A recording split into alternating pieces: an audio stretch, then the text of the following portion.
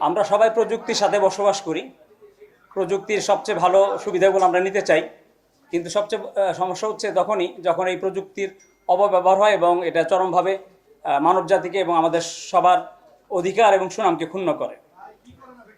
তো আজকে যে বিষয়টি নিয়ে আমরা কথা বলতে যাচ্ছি সেটা হচ্ছে আর্টিফিশিয়াল ইন্টেলিজেন্স এবং ডিপফেক প্রযুক্তি ব্যবহার করে আপনারা জানেন বিশিষ্ট ইসলামী বক্তা ডক্টর মিজানুর রহমান আজহারি সহ বিশিষ্ট ব্যক্তিদের নামে ভুয়া বিজ্ঞাপন তৈরি করে এবং যৌন উত্তেজক ওষুধ বিক্রি করে এবং তার মাধ্যমে জনসাধারণের সাথে প্রতারণা করে।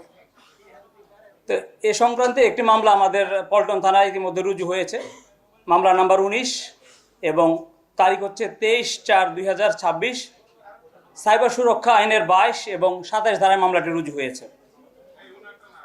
আমরা যদি অপরাধের ধরন সম্পর্কে জানতে চাই, সেটা হচ্ছে এই যে আপনার আর্টিফিশিয়াল ইন্টেলিজেন্স এবং ডিপফেক যে প্রযুক্তি আছে, এই প্রযুক্তির মাধ্যমে এই যে বিশিষ্ট ইসলামী বক্তা ডক্টর মিজানুর রহমান আজহারি ওনার ছবি, ভিডিও, কণ্ঠস্বর এগুলো নকল করে তারা এসব বিকৃত ভিডিও তৈরি করেছেন এবং এইসব ভিডিও দেখলেই মনে হবে একদম অবিকল যিনি মিজানুর রহমান আজহারি সাহেব নিজেই বক্তব্য রাখছেন এবং তাতে তিনি এই যে যৌন উত্তেজক যে সকল ঔষধ আছে তার প্রচারণা চালাচ্ছেন এবং এ সকল ভিডিও তারা আপলোড করে বিভিন্ন ওয়েবসাইটের মাধ্যমে প্রচারণা চালিয়ে এই ওষুধগুলো তারা বিক্রি করছেন।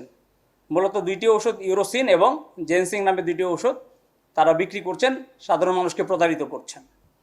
ইতিমধ্যে আমরা দুটি বিশেষ জায়গাতে আমরা অভিযান চালিয়েছি, বিশেষ করে চট্টগ্রামে বাইজিদ বোস্তামি থানাধীন শেরশাহ কলোনির ঈদগাহ মাঠের পাশের একটি বাসা, যেখানে আমরা অভিযান চালিয়ে 9 জনকে আমরা গ্রেপ্তার করেছি এবং সেখান থেকে বিপুল পরিমাণ ইলেকট্রনিক সরঞ্জাম, বিশেষ করে ল্যাপটপ 11টি ল্যাপটপ, স্মার্ট মোবাইল ফোন 13টি, ফিচার মোবাইল ফোন 34টি, পেন ড্রাইভ 2টি এবং 21টি সিম কার্ড আমরা সেখান থেকে উদ্ধার করতে বা জব্দ করতে সমর্থ হয়েছি। মূলত ওটি ছিল একটি কল সেন্টার এবং তাদের এই যে অবৈধ ব্যবসা পরিচালনার একটা হাব। এবং আপনারা জানলে অবাক হবেন যে তারা ওই যে প্রচারণা যেটা চালাতো হচ্ছে চট্টগ্রাম থেকে, কিন্তু এই যে মালামাল যেগুলো ডেলিভারি করতো বাংলাদেশের বিভিন্ন জায়গা থেকে, বিশেষত ঢাকার মোহাম্মদপুর থেকে। এবং এরই অংশ হিসেবে আমরা ঢাকার মোহাম্মদপুর থেকে আরও একজনকে আটক করি যে গোডাউনের দায়িত্বে ছিল এবং মূলত কুরিয়ার সার্ভিসে, অর্থাৎ 2টি কুরিয়ার সার্ভিস, মূলত স্ট্রিট ফাস্ট এবং পাঠাও 2টি কুরিয়ারের মাধ্যমে এই যে যারা এর অর্ডার করতেন মালামালগুলো, তাদের কাছে এই মালামালগুলো মূলত পৌঁছে দিতেন ক্যাশ অন ডেলিভারিতে। সেখান থেকে আমরা একজনকে আটক করেছি এবং বিপুল পরিমাণ এই যে অবৈধ যৌন উত্তেজক যে ঔষধ সেগুলো আমরা জব্দ করেছি।